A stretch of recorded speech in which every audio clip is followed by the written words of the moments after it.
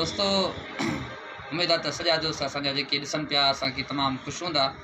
अॼु मूंखे इंतिहाई ॾाढी ख़ुशी थी आहे त असांजो प्यारो दोस्त तमामु दिलि वारो मान वारो मोहतरम नूर मेमण हालाई साहब ऐं तमामु काफ़ी वक़्त खां दोस्ती हूंदी, राब्तो हूंदो, ग़ाइबाना राब्तो हूंदो। अॼु जेको आहे असां सां मुलाक़ात थी आहे, तमामु हिते अची करे ॾाढी ख़ुशी थी, दिलि खे सुकून अची वियो, असांखे पंहिंजूं पुराणियूं यादगिरियूं अची वियूं। छो त अॼुकल्ह ॾिसो था त सिंध जी सकाफ़त इलाही दोस्तनि मां असांजे माण्हुनि मां निकिरी वई आहे, पर मां तमामु दोस्तनि खे चवंदुमि त सिंध सां मुहबत कयो ऐं अलहमदिल्ला जीअं असां त पहुतासीं, अचण सां असांखे पंहिंजे प्यारे दोस्त नूर मेमण साहिबु असांखे अजरक जो उहो तोहफ़ो पारायो, उहो अजरक जंहिं ते सिंधी जेका आहे सॼी जेका आहे अलिफ अंब खां वठी जेका यादि ताईं लिखियलु आहे, उहा सिंधी जो जेको असां वटि लिखियलु अजरक जो तोहफ़ो पारायो। तव्हां ॾिसी सघो था दोस्तो। ऐं वेठे वेठे दिलि मुंहिंजी बि घुरियो त मां कुझु ॿोल लिखां, पोइ उन ख़ुशी में मां ॿ ॿोल लिखिया आहिनि। इनशाला तव्हांखे ॿुधायां था, थल ऐं ॿ मिसरा आहिनि। इनशाला उमेदु आहे तव्हांखे पसंदि ईंदो ऐं अॻिते जंहिंखे पसंदि अचे अॻिते शेयर ज़रूरु कंदा।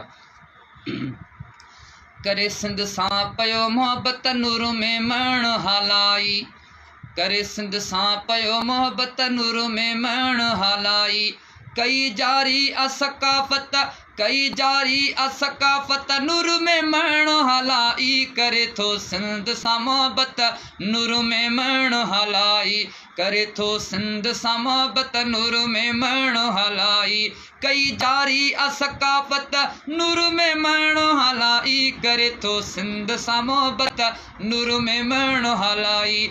मिठो माण्हू सचो माण्हू कंदो सभ जी आहे इज़त, मिठो माण्हू सचो माण्हू कंदो सभ सां आहे मोहबत, करे थो ख़ल्क़ जी ख़िदमत करे थो ख़ल्क़ जी ख़िदमत नूर मेमण हलाई, करे थो सिंध सां मोहबत नूर मेमण हलाई, करे थो सिंध सां मोहबत नूर मेमण हलाई, कई जारी असकाफ़त नूर मेमण हलाई, करे थो सिंध सां मोहबत नूर मेमण हलाई।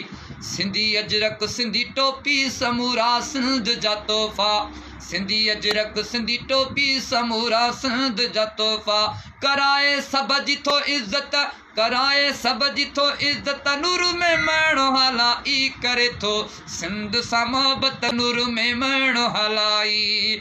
सफ़ीउल्लाह खे पारायो आहे अजरक संदो तोहफ़ो, सफ़ीउल्लाह खे पारायो आहे अजरक संदो हदियो, वणी मूंखे आहे तबियत वणी मूंखे ॾाढी तबियत नूर मेमण हलाई, करे थो सिंध सां मोहबत नूर मेमण हलाई, करे थो सिंध सां मोहबत नूर मेमण हलाई।